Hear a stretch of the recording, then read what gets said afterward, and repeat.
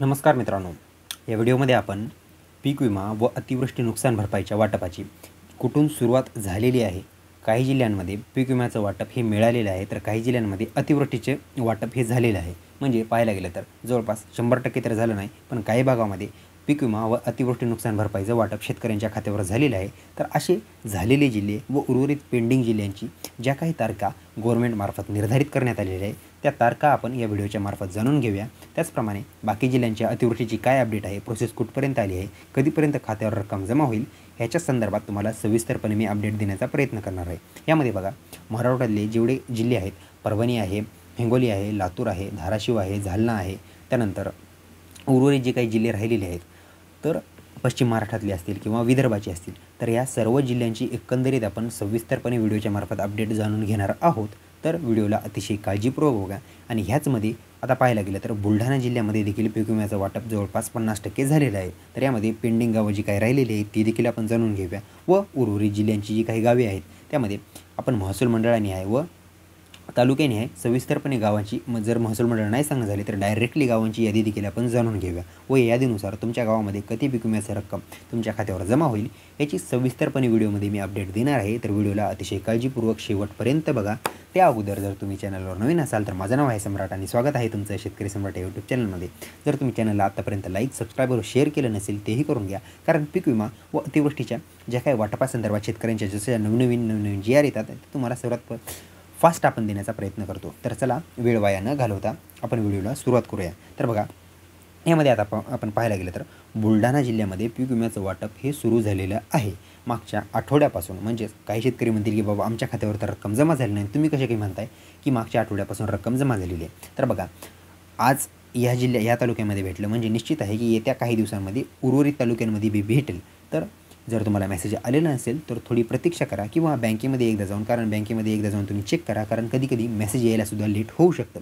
तर बघा, आता ह्यामध्ये बुलढाण्यामध्ये काही गावांची देखील यादी आलेली आहे. जवळपास 82 गावांची यादी आलेली आहे. तर ह्यामध्ये काही गावांना वाटप झाले व पेंडिंग गावांची देखील यादी आलेली आहे. तर आपण ती यादी देखील जाणून घेऊया व व्हिडिओचा जसजसेच यादी संपेल त्यानंतर आपण बाकी जी काही पेंडिंगमध्ये राहिलेले जिल्हे आहेत त्यांची देखील अपडेट जाणून घेऊया. तर चला आपण सुरुवात या यादीपासून करूया. जर तुम्हाला तुमच्या गावची किंवा तालुक्याची यादी पाहिजे असेल तर तुम्ही कमेंटमध्ये सांगा. त्याच्या संदर्भात सविस्तर तुम्हाला PDF किंवा व्हिडिओच्या मार्फत माहिती देण्याचा प्रयत्न केला जाईल. तर चला आपण व्हिडिओला सुरुवात करूया.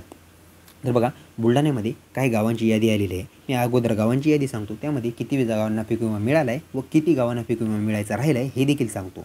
व आपण बाकी मराठवाड्यातले जे काही उर्वरित जिल्हे राहिलेले आहेत त्यांच्या संदर्भात देखील एक छोटीशी अपडेट आहे, ती व्हिडिओच्या मी आधीमध्ये कुठेही देखील सांगू शकतो. व्हिडिओला काळजीपूर्वक नक्की बघा. तर चला आपण बुलढाण्याची काही महत्त्वाची जी काही यादी आलेली आहे ती आपण जाणून घेऊया. तर या यादीमध्ये बघा, गावांची जी काही यादी आलेली आहे 84 गावाची, त्यामध्ये या गावांना पीक विम्याचं वाटप हे झालेलं आहे. तर उर्वरित गावांना देखील राहिलेले 12 गावं आहेत त्यांना देखील येत्या 2 दिवसामध्ये पीक विम्याचं वाटप शेतकऱ्यांच्या खात्यावर होणार आहे. तर चला आपण व्हिडिओला कंटिन्यू करूया व गावांची यादी जाणून घेऊया. तर बघा, यामध्ये मी एक गाव सांगतो. त्यामध्ये अजिजपूर आहे, अंजाई आहे, त्यानंतर आरडाव आहे, बागुलखेड गाव आहे, त्यानंतर भानापूर आहे, भुमराळा आहे, बिबी आहे, बिबखेड गाव आहे, बिबखेड झाल्यानंतर बोरखेडी आहे, त्यानंतर ब्राह्मण चिकना आहे, चिखला आहे, चिंचोली सांगली आहे, चिंचोली सांगली झाल्यानंतर चोर पांगरा आहे, त्यानंतर डाभा आहे, धुळेगाव कुंडपळ आहे, धुळेगाव वैसा आहे, त्यानंतर देवनगर आहे, धाड आहे, त्यानंतर धानोरा आहे, त्यानंतर धायफळ आहे, गायखेड आहे, गंधारी आहे, गंधारी झाल्यानंतर गोत्रा आहे, त्यानंतर देवर्धन नगर आहे, त्यानंतर गुंढा आहे, गुंजापूर आहे, गुंजखेड आहे.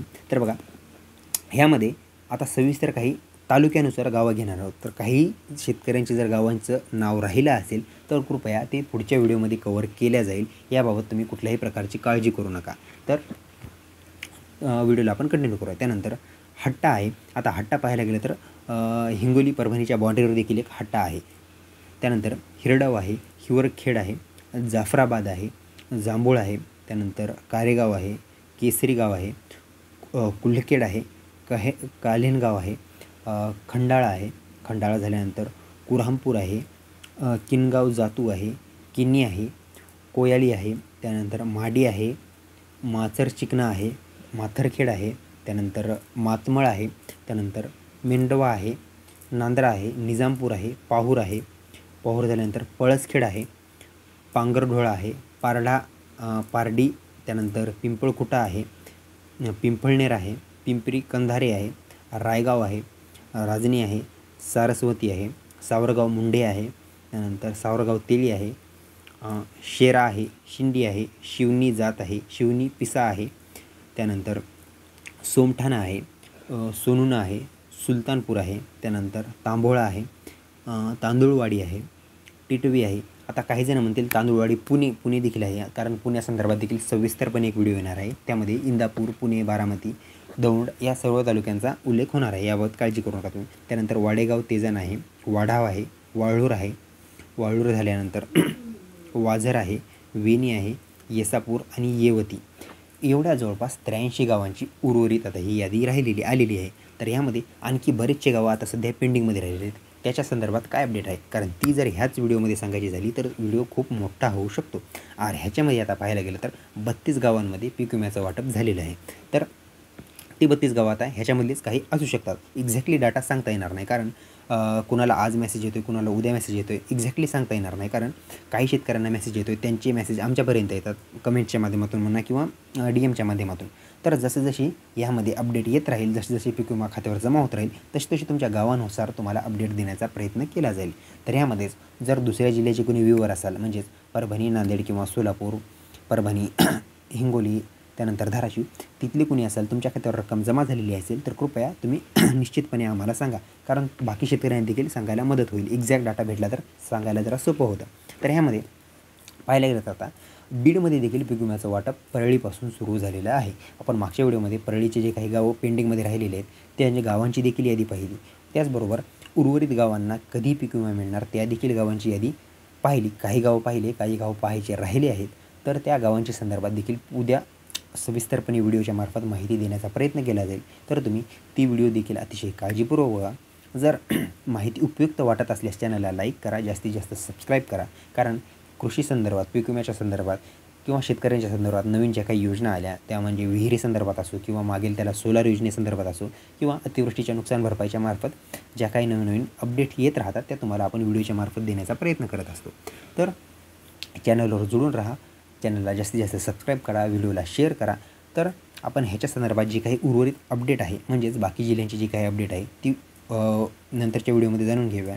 व या जिल्ह्यांना बाकीच्या जिल्ह्यांची जी काही मी नावं घेतली, परभणी असेल, हिंगोली असेल, नांदेड असेल, नांदेडचा 812 कोटीचा निधी तो मंजूर झालेला आहे. तो खात्यावर कधीही जमा होऊ शकतो. नांदेडचं कोणी असेल तर नक्की सांगा. तर चला, अशीच महत्त्वाची माहिती घेऊन भेटूया पुढच्या व्हिडिओमध्ये. तोपर्यंत धन्यवाद.